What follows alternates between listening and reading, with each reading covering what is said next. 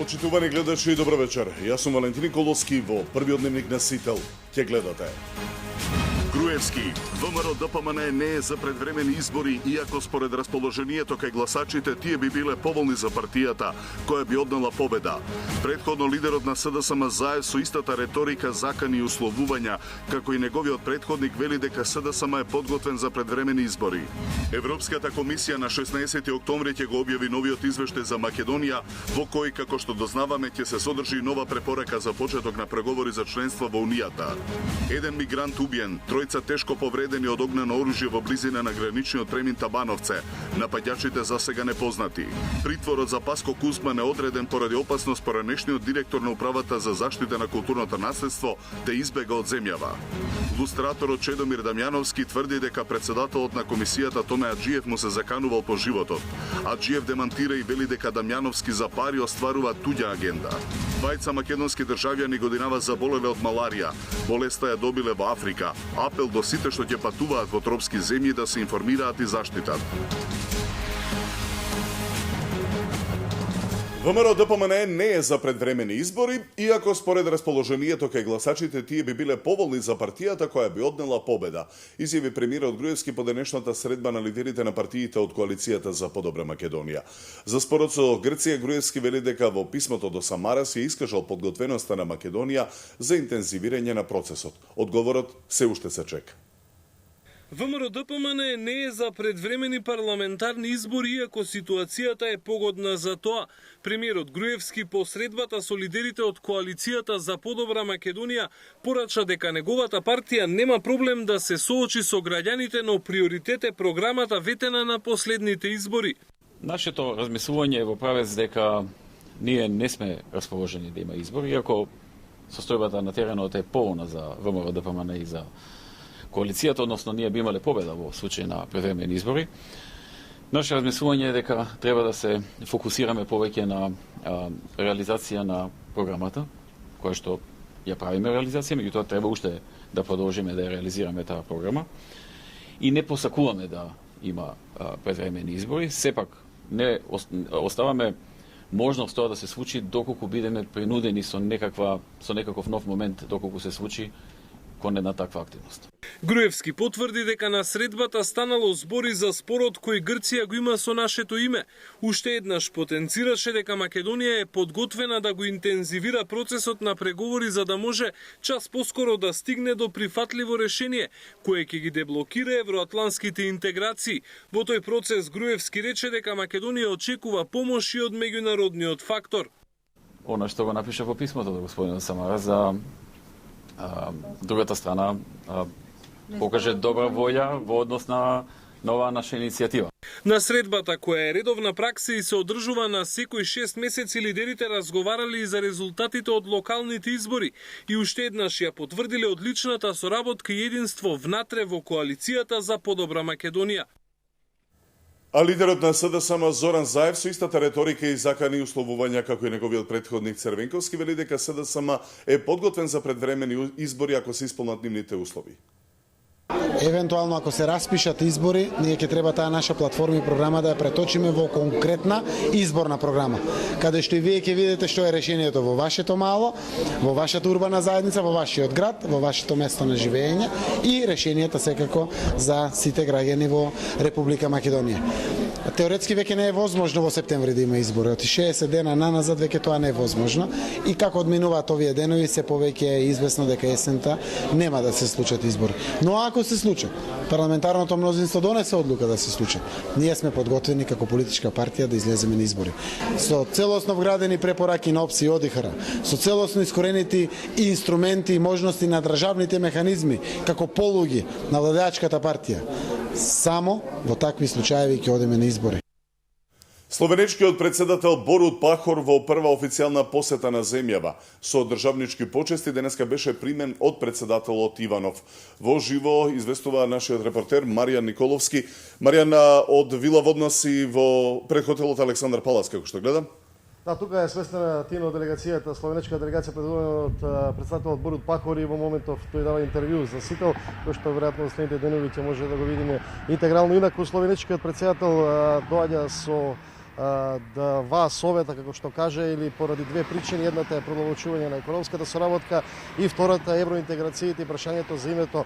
Она што тој на пресконференцијата со председателот Ѓорги Иванов го посочи и што всушност спомна дека му го дал како совет од искуството што Словенија ги имаше при евроинтеграциите и спорот со Хрватска, е дека Македонија во наредниот период треба да покаже иницијатива, да покаже да биде конструктивна и да покаже иницијатива, односно идеја да понуди како да се дојде до решение за прашањето за името, нешто што вели Борут Пахор нема да ја остави равнодушна Европската унија, ниту Грција. Председателот Ѓорги Иванов вели дека најдобар модел за да се одблокираат македонските евроинтеграции е словенечко-хрватскиот пример, каде што се дојде до компромисно решение кое што во текот на преговорите функционираше паралелно. Меѓутоа предлагам да слушаме дел од изјавите на Пахор и на Иванов. Ker ima Evropska unija svoje lastne težave. Можам да кажам дека процесот на проширувањето посебно после германските избори нема да биде толку забрзан. Но имаме, значи, можам да кажам дека државите кои што сакат да кандидираат за членки, доколку самите дојдат до некои иницијативи и ако самите се обидат да ги средат меѓусебните односи со своите соседи, тие ќе имаат многу поголеми можности за влез во Европската унија. Како што каже и председател Пахор, и за Кавга и за договор треба двајца. Ние нема во оваа ситуација со кого да дојдеме до решение. Гледате, сите наши иницијативи се отфрлаат. И за да можеме да го усвоиме проектот, позитивниот пример меѓу Словенија и Хрватска, тоа треба да се случи меѓу Скопје и Атина. Меѓутоа ние, гледате, од Атина немаме ни одговор на писмата што ги праќаме. Последното беше со случајот со писмото на премиерот. Со моите колку веќе официјални покани на председателот Папулјас. И сега имавме прв пат можност да сме заедно во Загреб и ја му пристапив прв пат, замислете, од осамостојувањето на Македонија, да има контакт, средба меѓу грчки и македонски председател. Тоа недопустиво е да имате вие две соседни земји да не одржуваат меѓу средби, ако не инакви приватни средби меѓу председателите на државите. Значи, ние постојано сме соочени дека немаме соговорник, нема со кој да доеме до решение. И ние би сакале да седнеме да разговараме, преку диалог да доеме до некое решение. Меѓутоа, сите наши иницијативи, гледате, се отфрлат или не се прифаќаат. Што ќе се случи во декември? После декември ќе дојде јануар. Маријан, еве гледаме што двајцата председатели изјави и какви совети поделија. Претпоставувам дека многу повеќе за тоа ќе слушнеме во ексклузивното интервју за Сител, што во моментот го дава председателот Пахора, што ќе го видиме деновиве во информативните изданија на Сител телевизија. Но за што друго разговараат двајцата председатели, со оглед дека еве веќе и Словенија и Хрватска се во Европската унија и верувам интензивно соработуваат. Каде е нашиот интерес за соработка? Тино, со оглед на тоа дека Македонија и Словенија немаат никакви отворени прашања, останатиот дел од фокусот на разговорите меѓу двајцата председатели е сега кој економијата. Двајцата председатели се договориле дека треба да се зајакнат и продлабочат економската соработка меѓу двете држави. Меѓутоа за тие теми веројатно утре Пахор ќе разговара многу повеќе и со представниците на владата, со премиерот Груевски и со останатиот дел од државниот врв, бидејќи тој во дводневна посета дојде попладнево. Останува и утре разговори со државниот врв, тоа е дел од неговата агенда. Така, Маријан Николовски во живо од посетата на председателот Борут Пахор, а еве веќе од нашата колешка Ивана Талевски имаме информација за нешто од тоа што го зборува во интервјуто. Борут Пахор вели дека преговорите за името се влошени затоа што Грција е виновна за тоа. Очекувајте ги деталите во ексклузивното интервју за Сител. 16 октомври е денот кога Европската комисија ќе го објави новиот извештај за Македонија, во кој, како што дознаваме, повторно ќе се одржи препорака за почеток на преговори за членство во Унијата. Тоа ќе биде петта препорака поред, откако по 4 претходни Грција ги блокираше преговорите, а последниот пат се приклучи и Бугарија. Нова препорака за почеток на преговорите за членство во Европската унија, но и голем број негативни забелешки. Ова е очекува Република Македонија на 16 октомври, кога Европската комисија ќе го издаде новиот извештај за напредокот на земјата во евроинтеграциите. од канцеларијата на комесарот за проширување Штефан Фуле, каде на големо се подготвува овој извештај, ни го потврдија точниот датум кога Фуле ќе ги презентира новите оценки на Комисијата за Македонија, како и дека веќе се направени првите драфт верзии, но дека истиот е отворен и ќе се дополнува и модифицира се до крајот на септември. Оттаму потенцира дека не може да даваат детали, освен дека истиот како и лани ќе биде објавен на 16 октомври. Сепак, високи извори од Унијата потврдуваат дека и покрај притисоците на Грција и Бугарија, новиот извештај сепак ќе содржи нова заслужена петта препорака на Комисијата до Европскиот совет за одредување на датум за почеток на пристапните преговори со Македонија. Но за разлика од претходно, сега Комисијата подготвува и голем број забелешки во неколку области, пред се запсењето и третманот на новинарот Томислав Кежаровски и поопширен опфат на соодбраниските инциденти од 24 декември минатата година. Но затоа пак успешниот договор на министерот за информатичко општество и администрација Иво Ивановски со представничката на ОПСЕ за слобода на медиумите Дуња Мијатовиќ се очекува да донесе позитивни критики за законот за медиуми. До лиферувањето на оценките на Комисијата се очекува и позитивен исход од Комисијата за истраги на собраниските инциденти со јасни препораки за имплементација на заклучоците од страна на властите во Македонија. Изминатите 4 години Европската комисија постојано и доделуваше позитивни препораки на Македонија за почеток на преговорите за членство со Европската Унија. Сепак, на самитите на Европскиот совет, поради блокадите на Грција, а во последно време и на Бугарија, Македонија не го добиваше заслуженото и е единствена земја што 8 години е кандидат, а не може да ги почне преговорите. За Сител телевизија од Брисел, Бобан Онковиќ. Агенцијата за патишта ги наплаќа пеналите од Алпине за незавршување на градежни работи на 33 патишта. Растат нефункционалните кредити. За еден месец, нови 10 милиони евра, банките не можат да наплатат. Бизнис вестите се веднаш по дневникот. Гледајте не. Еден мигрант е убиен, а тројца се тешко ранети од огнено оружје во близина на граничниот премин Табановце. Нападот врз мигрантите, најверојатно афганистанци, се случил во 2 часот утрината во обид илегалците да влезат во Србија. Едно лице почина, 3 се повредени во престрелка кај кумановското село Табановце. Утрина во околу 2 часот на автопатот кој минува во близина на селото, по кратка караница 2 групи почнале тепачка, која прераснала во вооружена престрелка. Во неа по дебелиот крај го извлекле 4 лица кои емигрирале на територијата на Македонија. Едниот од нив починал на лице место, додека останатите тројца се пренесени во ургентниот центар во Куманово, но поради сериозноста на повредите се транспортирани на клиничкиот центар во Скопје. Според добиените првични информации се работи за мигранти кои сакали легално да ја преминат границата и да патуваат за Република Србија, при што биле пресретнати од неколку лица кои од огнено оружје пукале кон нив. Првиот од повредените на ургентниот центар во Скопје пристигнал во 3 часот изутрина со прострелна рана на градниот кош. Останатите двајца мигранти во престрелката се здобиле со повреди на рамото и градниот кош. Од Грција преку Македонија во Србија па до западноевропските земји. Ова била трасата која требало да ја минат емигрантите, кои утринава настрадаа во близина на кумановското село Табановце, кои зошто пукал во нив, полицијата допрва ќе утврдува. Во меѓувреме Министерството за внатрешни работи успеа да спречи уште еден обид за криумчарење на странски државјани. Двајца велишани на 12 овој месец се обиделе легално да превезат 6 државјани на Бангладеш, чија цел исто така биле западноевропските земји. Против двајцата жители на Велес, полицијата поднесе кривични пријави. Тело на мртов наркозависник цели 2 дена лежало во кругот на Мерешката болница без никој да го забележи. 30-годишен наркозависник е пронеден мртов во кругот на Велешката болница. Зоран Банев неофицијално починал од предозираност. Тој бил пациент на редовна метадонска терапија. Последен пат дозата ја зел во четвртокот. Неговото тело е пронајдено вчера во предпладневните часови кај невропсихијатриското одделение. Мртвиот наркозависник го пронашол негов другар. Веднаш ја алармирал полицијата. Таа направила увид и телото го предала на обдукција. Околу телото на Банев полицијата пронашла шприцови и други наркотични средства. Обдукцијата треба да покаже со каква дрога се предозирал 30-годишниот Велешанец. Инаку се предпоставува дека неколку дена неговото тело скапувало во кругот на болницата.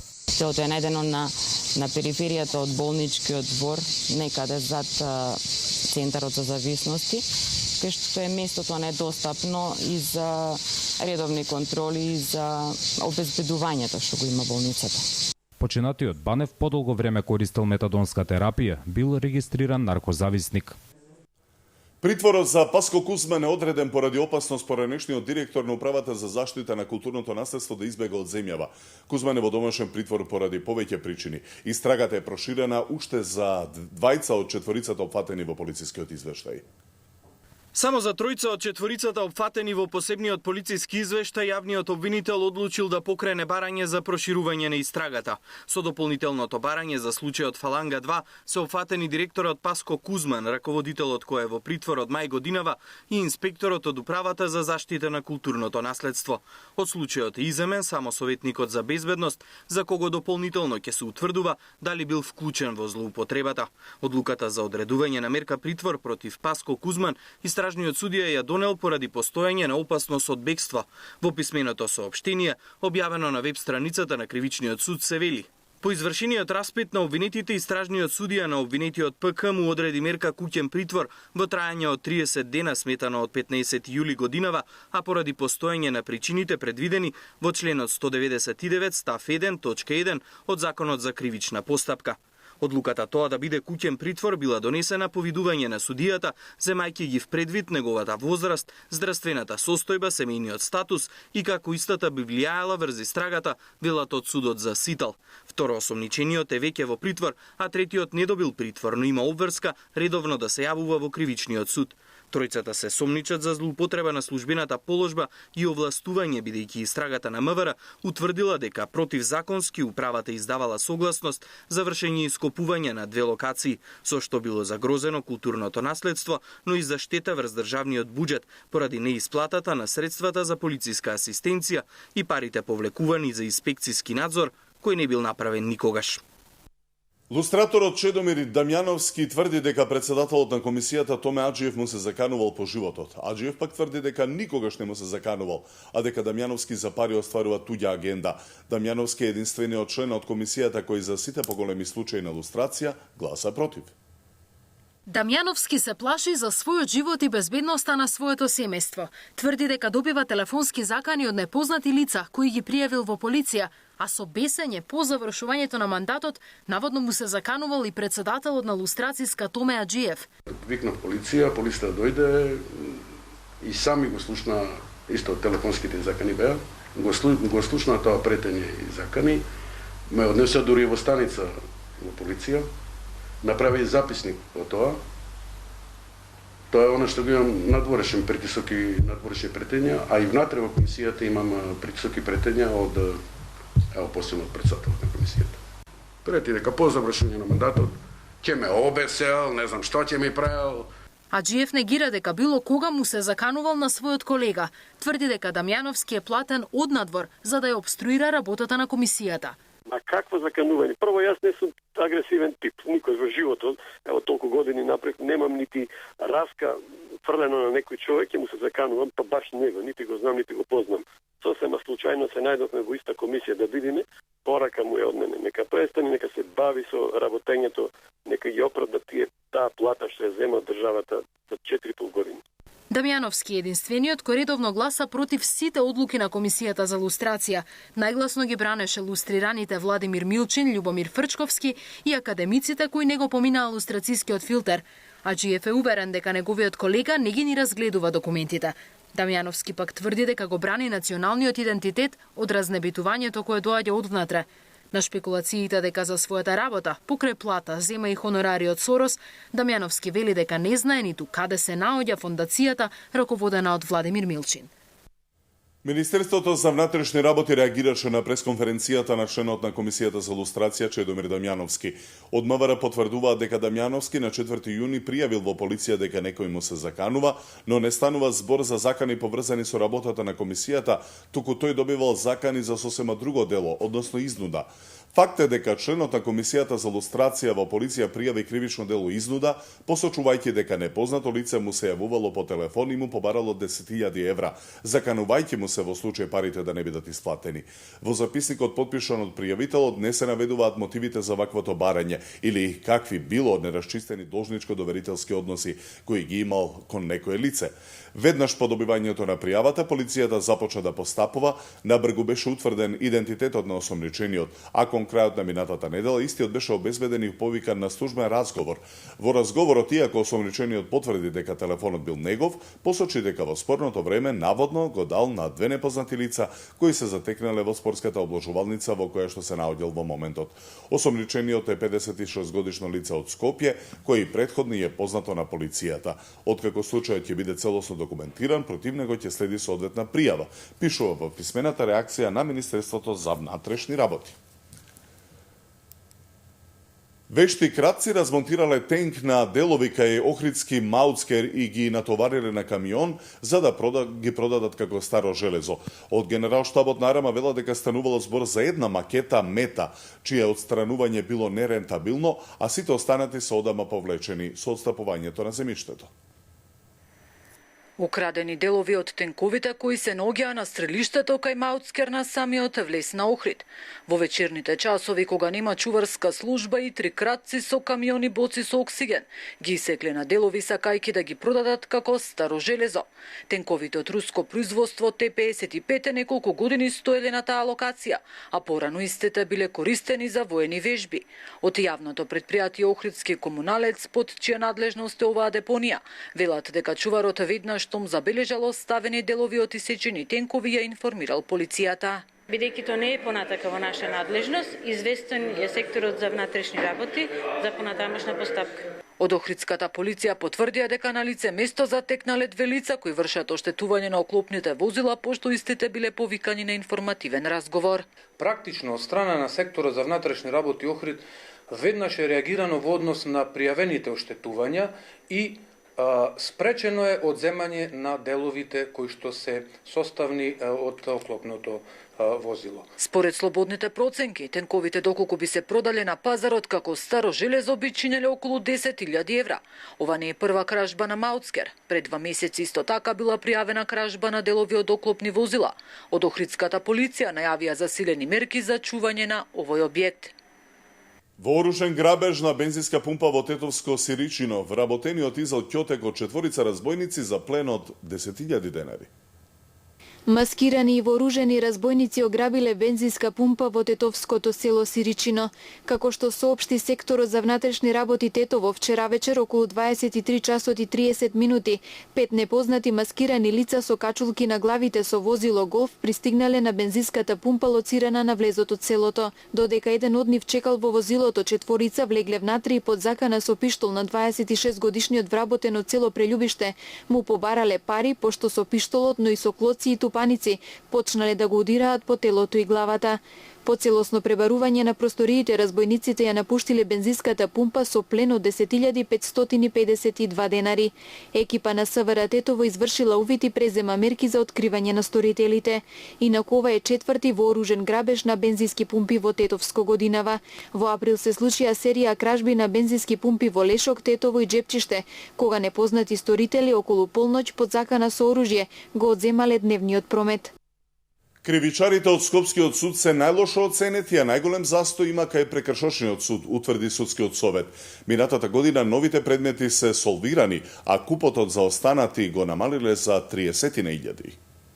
Прекршочниот суд е најслабата алка во судскиот систем, а кривичарите од Скопска единица најлошо си ја вршат својата работа. Ова е констатирано во извештајот на судскиот совет за минатата година, кој денеска се најде пред пратениците. До советот во 2012 година се пожалиле речиси 1700 граѓани. Најголем број од нив биле незадоволни од судиите, но и од одолговлекувањето на постапките. За власта и опозицијата извештајот можност за препукување, кој имал поголемо влијание врз судската власт. После 13 години зборуваме за висок степен на корумпираност, за непотизам, за поврзаност, за силно политичко влијание врз Судството. Денес членовите на судскиот совет се избираат со тајно гласање од самите суди. Од редот на самите суди и ги избираат самите суди со тајно гласање. Каде тука има политичко влијание во судството? Денес така е. За разлика од 1998 година, кога во една ноќ 683 суди беа избрани за 2 сата од 60 и кусур парламентарци, членови на СДСМ. Пратениците од ДУИ пак од извештајот го издвоја изборот на суди. Задоволни се од Советот што при изборот водел сметка за соодветна и правична застапеност на заедниците. Инаку минатата година судовите успеале да ги совладаат новите предмети, а купот од заостанати го намалиле за 30.000. Само 4 деца смогнале храброст да пријават семејно насилство во изминатите 6 месеци на ЕСОС линијата. Бројот на пријавени случаи на малтретирани деца во првата половина од годината е речиси 200. 195 деца биле жртви на психичко или физичко малтретирање само во првата половина од годинава. СОС линијата на првата детска амбасада Медјаши во изминативе 6 месеци регистрирала 105 јавувања, но само 4 од нив се деца кои имале храброст самите да пријават семејно насилство. Од амбасадата велат дека главната причина за насилството врз децата е сиромаштијата, а покрај семејната тие најчесто страдаат од политичка, бракоразводна и сексуална злоупотреба. Оваа година за прв пат на прво место е политичката злоупотреба на деца со најголем број на дојави, пријави за сомнеж, околу 40 деца. На второ место е сиромаштијата со високи 38 дојави на деца чии потреби биле загрозени, кои се на амбисот во економска криза, социјален ризик, каде што трпат директно насилство. Психолозите посочуваат дека семејното е еден од најтешките облици на насилство и загрижувачки е што веќе неколку години наназад децата кои се негови жртви според бројот се во самиот врв на статистиките. Тоа бројката од 32 деца жртви на семејно насилство воопшто не е мала и е загрижувачка. Децата најчесто се жртви на физичко и психичко насилство од страна на своите родители и негрижа врз дете. СОС линијата за 20 години постоење регистрирала 19.700 јавувачи, а жртвите во најголем дел биле деца од 6 до 14 години. Двајца македонски државјани годинава заболеле од маларија. Болеста ја добиле во Африка. Апел до сите што ќе патуваат во тропските земји да се информираат и заштитат. Двајца македонци заболеле од маларија. Едниот заразата ја добил во Гана, каде работел, а другиот во Сиера Леоне, каде престојувал преку меѓународна организација. Случаите во Македонија се регистрирани во јуни. Успешно се излекувани на инфективната клиника и се пуштени дома. Вториот пациент и лани го имал истото заразно заболување.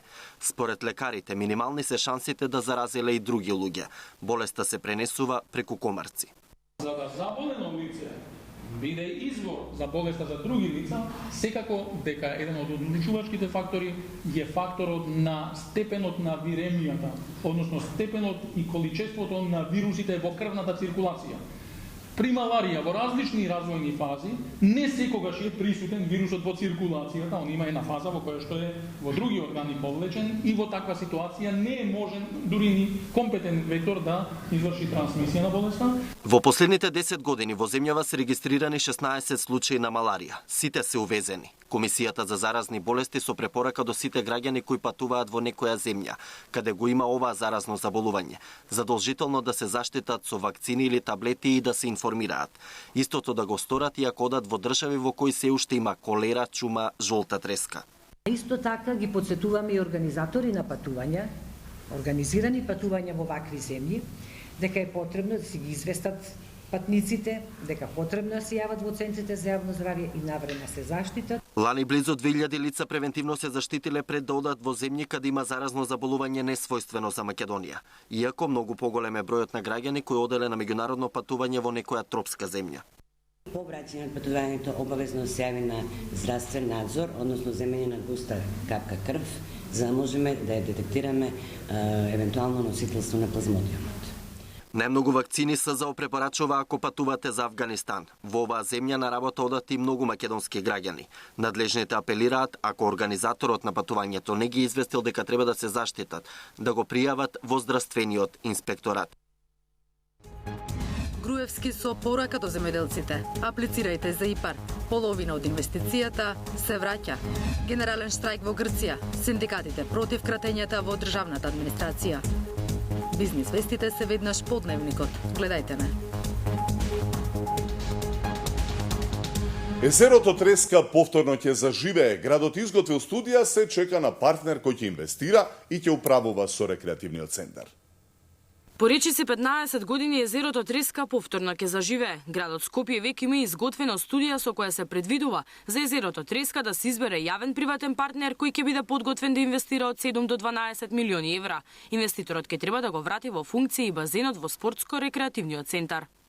Таа студија е вклучена и базенот овде во спортско-рекреативниот центар Сарај. Зависот од неколку сценарија кои се дадени во студијата, инвестицијата на јавниот приватен партнер треба да биде од 7 до 12 милиони евра, додека за базенот во спортско-рекреативниот центар Сарај е некаде околу 1.400.000 евра.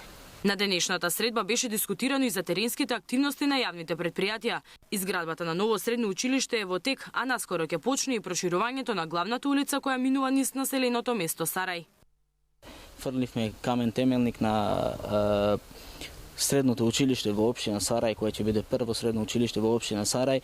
Со најголемиот проект, да речем, најзначаен за општина Сарај е заеднички да изнајдеме инвеститор кој ќе го врати некогашниот сјај на езерото Треска. Мислам, тоа е еден од главните приоритети. Добрата соработка на градот со општина Сарај во изминативе 4 години резултираше со голем број проекти за кои беа издвоени 130 милиони денари.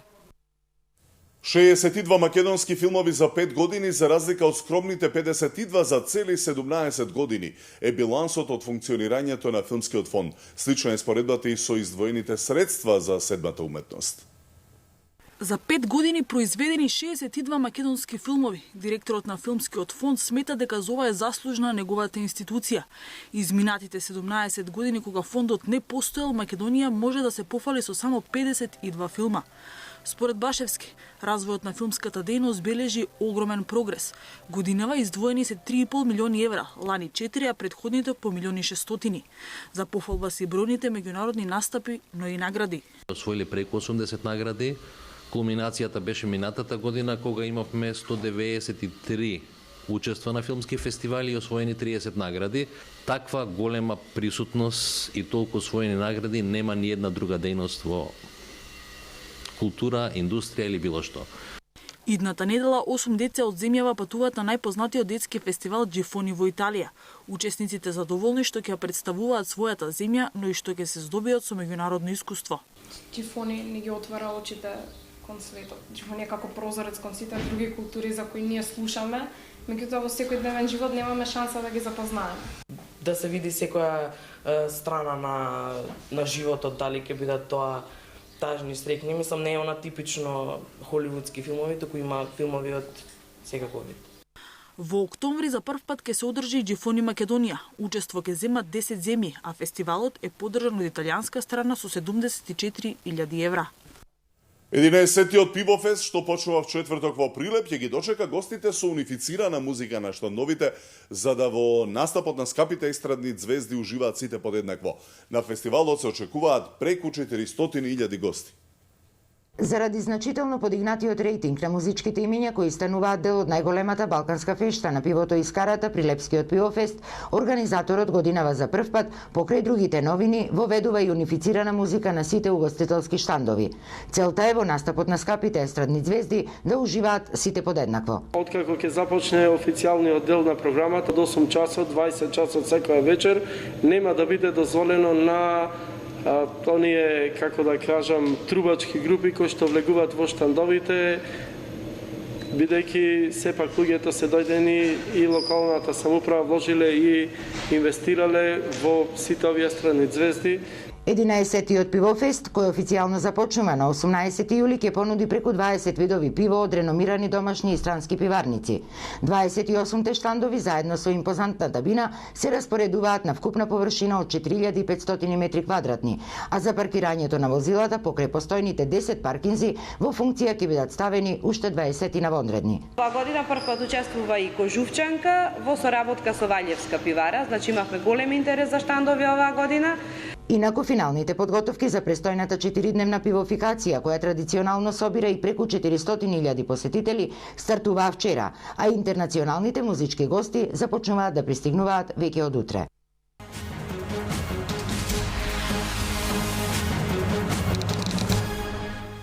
Седумина загинати и стотици повредени. Египет не се смирува. Американскиот дипломат Вилијам Барнс, кој го посети Каиро, само ја подгреа и онака вжештената атмосфера. Египетските безбедносни сили спроведоа масовна акција на апсење. Приведени се 400 лица за кои се сомнева дека се потикнувачи на синоќешните немири во Каиро, во кои 7 луѓе беа убиени, а стотици се повредени. Цела ноќ траја судирите на приврзаниците на поранешниот египетски претседател Морси со силите за безбедност. They want to remove the legitimate government and bring back military rule. This won't happen. We will die for this. Our life has no value if they silence our voices again.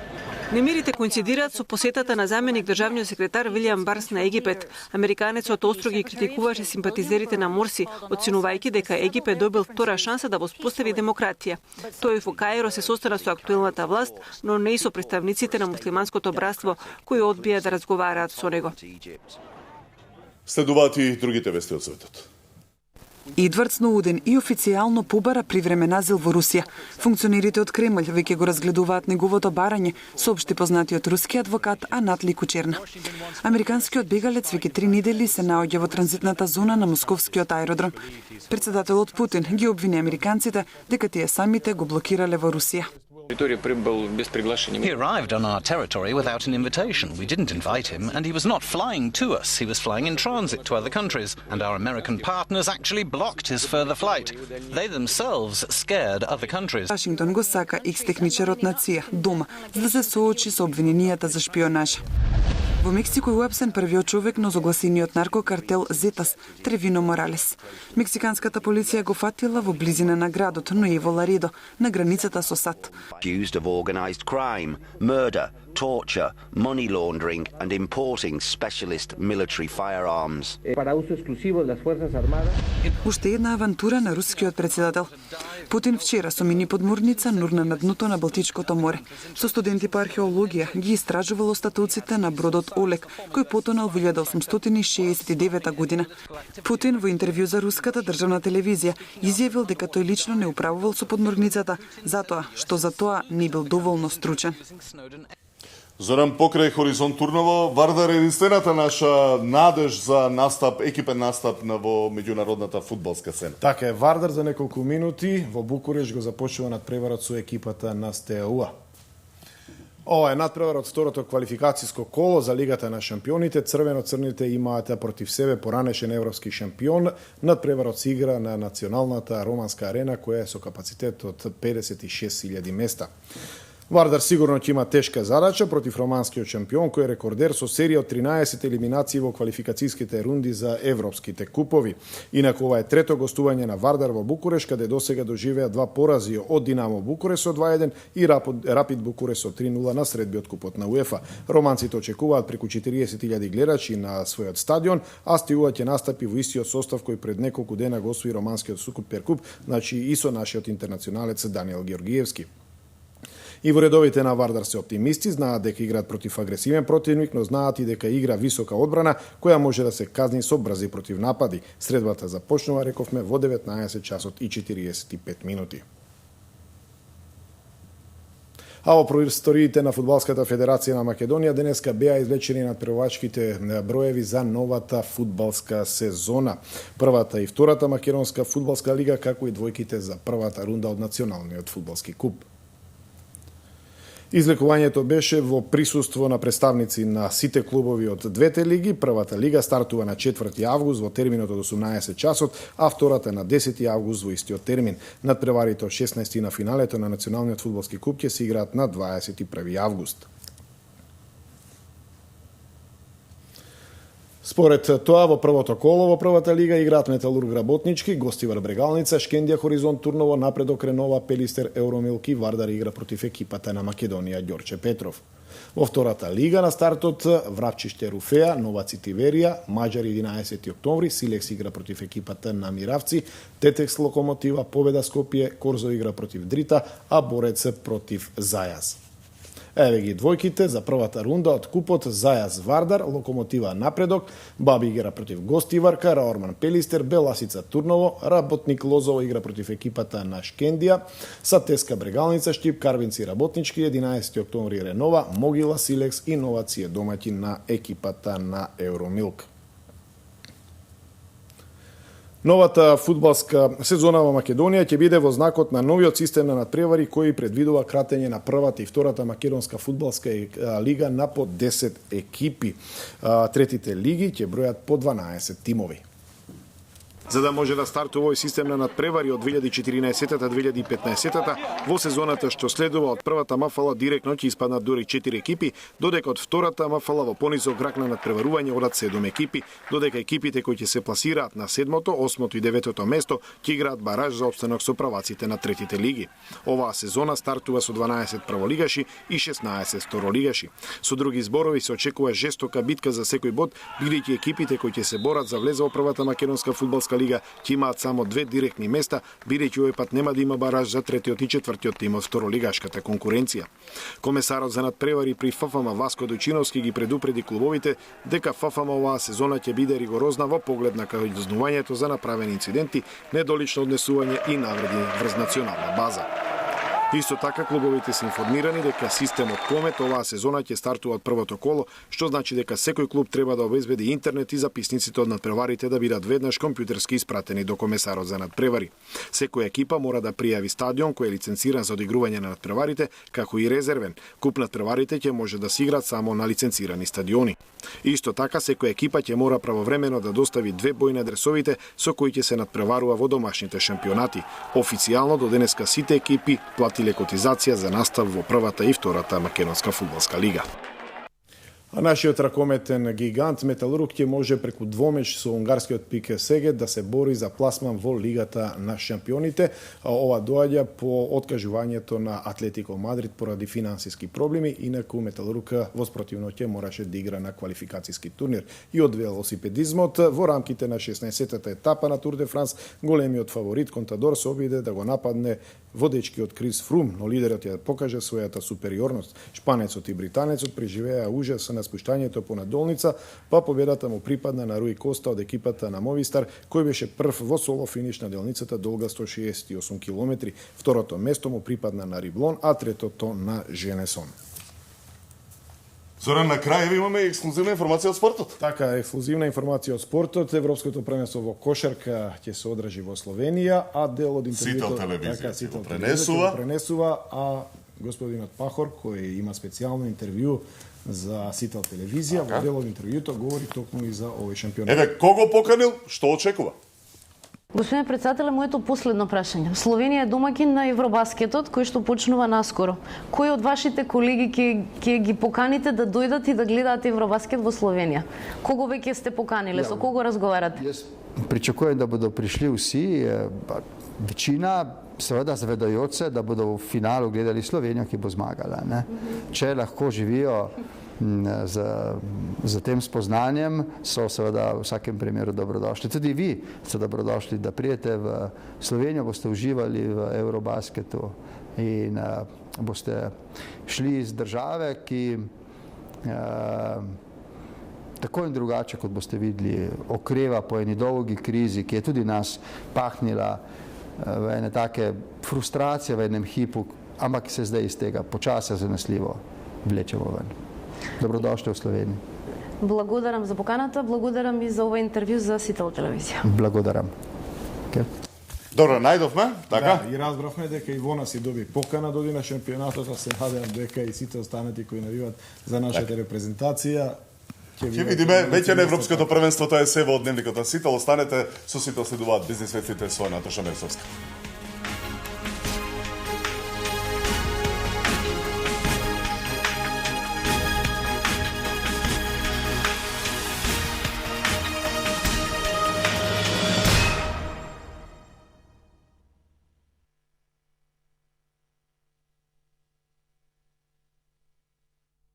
за патишта ги наплаќа пеналите од Алпине за незавршување на градежни работи на 33 патишта.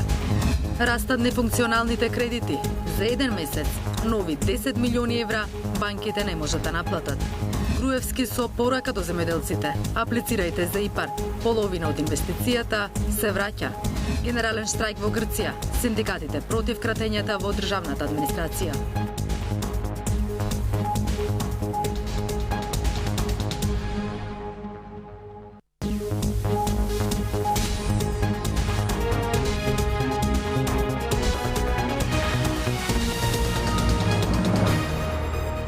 Добро вечер. Гледате Бизнис вести на Сител.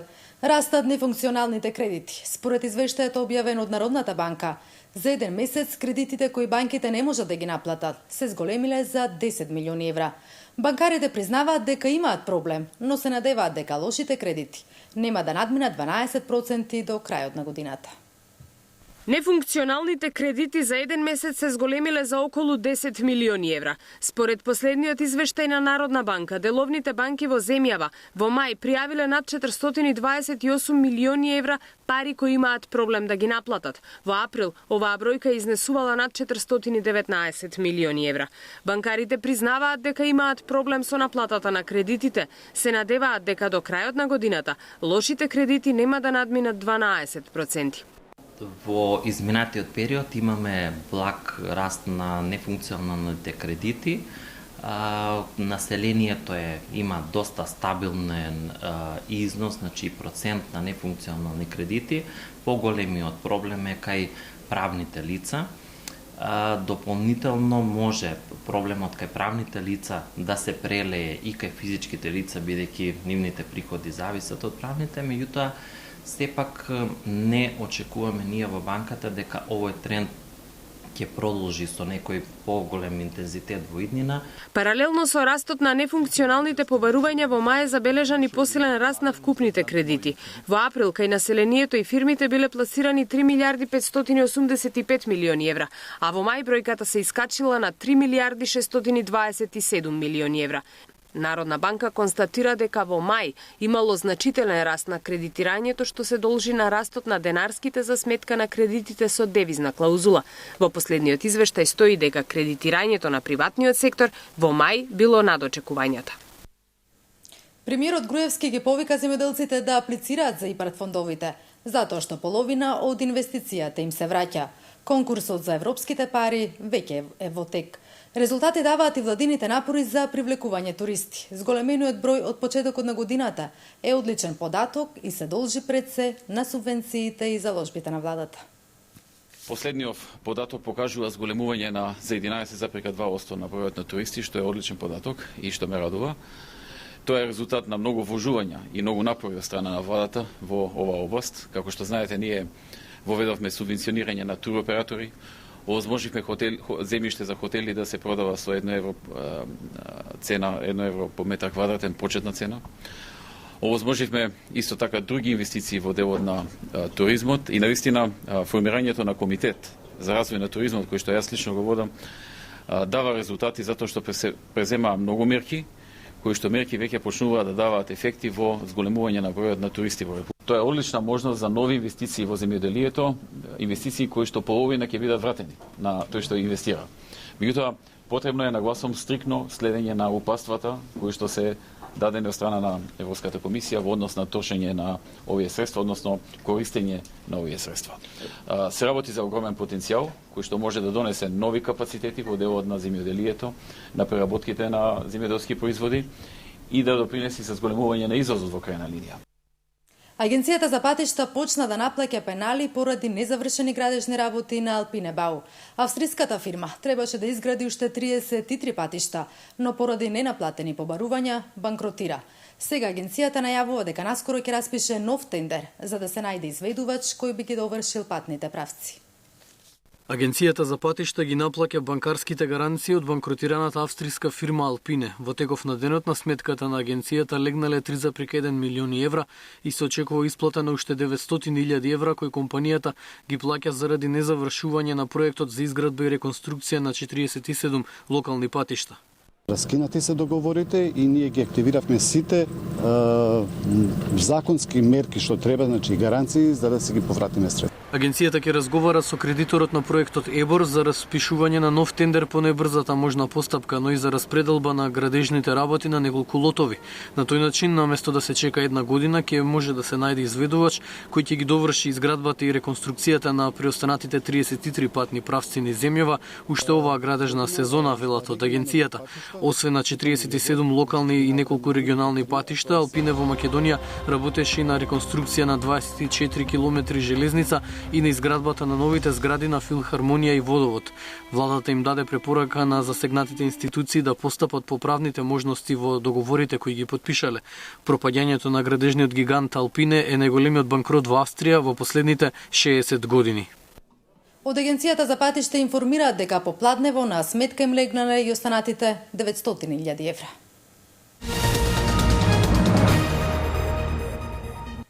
Од наредната година нема да се наплатува тендерската документација. Секој договорен орган ќе има обврска задолжително на електронскиот систем за јавни набавки да ја достави целосната документација во моментот на објавување на огласот. Ова се новите законски измени кои ги подготви владата, а ќе стапат на сила од 1 јануари до година. Ке се зголеми транспарентноста на јавните набавки. Со новите измени во законот кои ги спроведе владата ке се намалат трошоците и ке се зголеми борбата против корупцијата и заштитата на деловните субјекти, кои ќе се јават како понудувачи. Се предвидува и користење на електронски систем, кој ќе олесни постапката на понудите и ќе намали можноста од појава на грешки.